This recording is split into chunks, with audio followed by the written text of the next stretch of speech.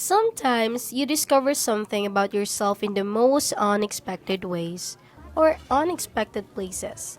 I went out thinking it was just going to be an ordinary evening with my friends. We explored a Peryahan, tried some games, walk around the night market, and then I end up trying something I never really done before.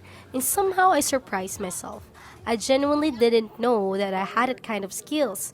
So this is how that happened. I'm Nix and this is Nix Now, and if you're curious about the Philippines beyond its beaches and tourist destination, make sure to subscribe to this channel because this channel is to explore the country's politics, culture, society, and issues shaping its future. Now let's begin!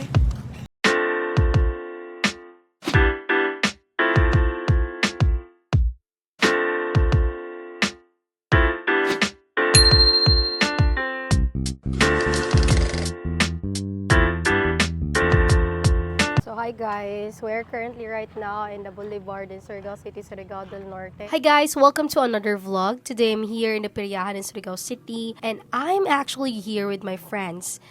This is Jerome, my best friend. This is Maui, who's also a family friend and someone who's been around us for like this past few years. So today we're basically just going around exploring, trying some games, seeing what's happening here. And honestly, we don't really have a strict plan. We're just going to see where the evening take us. So we're finally here in the Peryahan, and if you're watching from outside the Philippines, you might be wondering what exactly is Perya. So a Perya is basically a Filipino fair carnival. You usually have like amusement rides, game booth, food stalls, prices, and different kinds of entertainment. And what's interesting about that one is that it's not necessarily a permanent amusement park. It often something temporary that appears during celebration, fiestas, and other community events. The world itself is connected to the Spanish word feria, which means fair or festival. And over time, the feria became part of Filipino popular culture. And for so many Filipinos, especially during fiesta season, going to the feria is part of the experience. You go there with your family, you go there with your friends, you try the rides, you play games, and you, of course, eat, and sometimes you go home with a prize. And here's another interesting thing about Filipino Peria. It's not just about entertainment. A peria can also become a temporary social and economic space. You have vendors selling foods, you have people operating rides, you have game booth, and you have families, friends, and other members of the community gathering in just one place.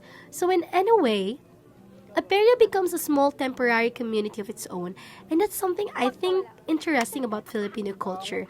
A celebration doesn't necessarily have to happen inside a formal venue. Sometimes just put up some lights, bring in some rides and booth, and suddenly you have a place where an entire community can gather. Now the Priyahan we're visiting today is actually still relatively new. It's not completely established yet, so there aren't a lot of booths and attraction available, and there are only a few things operating at the moment. But that doesn't mean that we're not going to have fun. We're here anyway, so let's see what we can find. Then we find this kind of like shooting game booth. Basically, you pay 30 pesos for 15 shots. And then depending on how many targets you hit, you get the corresponding prices. So if you hit 4, you get the prices of 4 hits. And if you hit more, obviously, you get the better prices. And we decided to give it a try. We actually played 2 sets. So we paid 60 pesos in total of like 30 shots. And between those shots, we managed like 12 hits, and because of that we won like some wafer treats, and well, not so bad. We paid 60 pesos, played the game, and at least we went home with something to eat. Just one. And after that we decided to try the dragon coaster. Honestly, it was kind of funny because when we got there, we're basically the only customer around. The Peryahan wasn't fully open yet, so we weren't many people there, and we're basically the ones keeping that ride busy. But hey, it's part of the experience. Sometimes you go to the Perya when it's already packed. Sometimes you'll be the only per people riding the attraction. But anyway, we decided not to go in that dragon coaster. She keep on insisting, guys, to be in the vlog. So this is Maui. May probably with a future future YouTube content creator soon. Eee! But we're going right now to the Changihan Boulevard, where there's a lot of vendors out there, and we're gonna explore. I'm going to show you just a glimpse of it. I'm going to do a full video of it by maybe next week. Not right now, because there's still a lot of like empty stall. So that is why we need to wait for it to make it full. And also right now, even though it's not yet completed, it's still initial thing, but there's still a lot of people or Surigaonon who came to visit. So this is on the celebration of the Charter Day and also the Fiesta celebration on August 31 and September 10 respectively. And yeah, see you in Surigao City. We decided to head to the night market itself. The interesting thing is that this kind of night market is actually like 400 meters away from the Peryahan. So we just walk over there, and this is where the atmosphere starts to change. So we arrive at the night market, and just to clarify, this isn't the same thing as the Peryahan. They're separate location. The night market is actually something that is annually held in our area during fiesta season. So for the people in Surigao City, this is something that many locals are already familiar with. You have food, you have different vendors, you have people meeting their friends, families walking around, and just a lot of people enjoying the evening. Like, girl, it's a lot.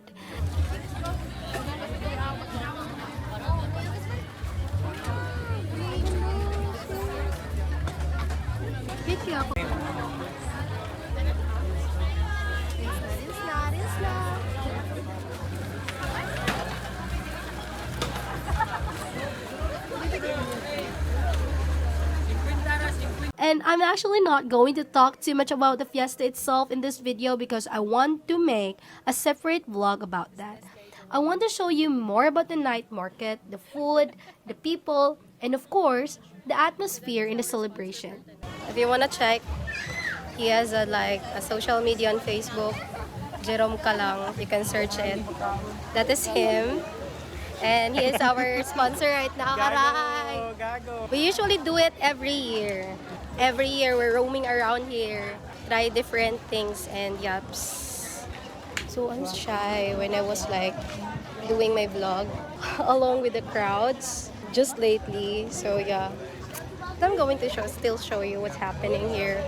It's like I don't know how many meters or how long it's this road is taken for the vendors. Yeah, this is going to be the night market. It's always open by like 6 or 7. If you want to visit, this season for Surigao City is the best because there's a lot of things to do, especially in the boulevard.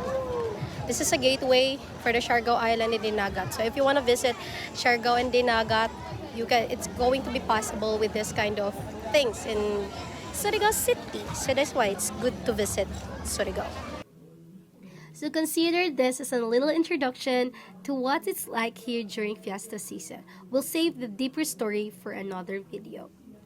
So, we're just walking around looking at different stalls, checking out what people were selling, and just enjoying the evening. And then, we found another game, and this one is caught our attention. This one called like Recoil. The setup was different from the game we played at the Peryahan. You need to pay 100 pesos for 20 shots. So if you get at least like 10 hits, you win a keychain. So basically, you have 20 chances to hit the targets. And if you reach a required number, you get the prize. But here's the funny part.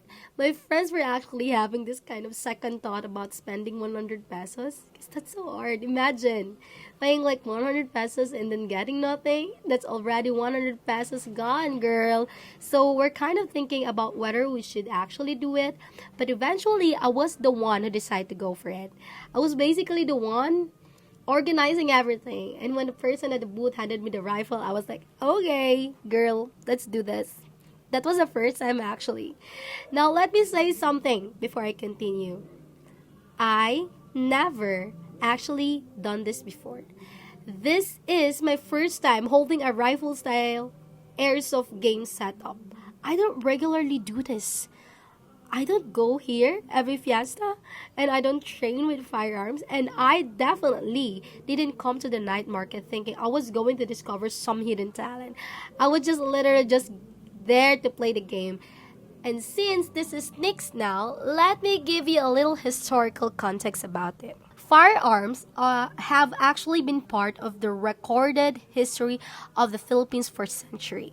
European firearms were already documented in the Philippines during Ferdinand Magellan expedition in 1521. Historical records from National Historical Commission of the Philippines describe the use of guns and artillery during the expedition, including events surrounding the Limasawa and Mactan. Of course, the equipment I'm holding here is completely different from the farmers used historically. This is simply a carnival-style shooting game, but it's interesting to think how something that looks so familiar today had a very long, complicated history in the Philippines. Anyway, back to the game. The original plan was actually pretty simple. I was supposed to take 10 shots, and then my friend was supposed to take the another 10 shots. That would give us like 20 shots altogether. So I start shooting. And then something weird happened. I start enjoying it. I keep going and going and going and going and going. Oh my god, and going. And at some point, I didn't even realize that I already taking all the 20 shots and I was just focused on hitting the target. And then we checked the result. I got like, oh my god, guys, I got 16 out of 20. And that's when I realized, wait, I'm actually pretty good at this. The requirement was only like 10 shots to get the keychain, and I got 16. So of course, I won the keychain.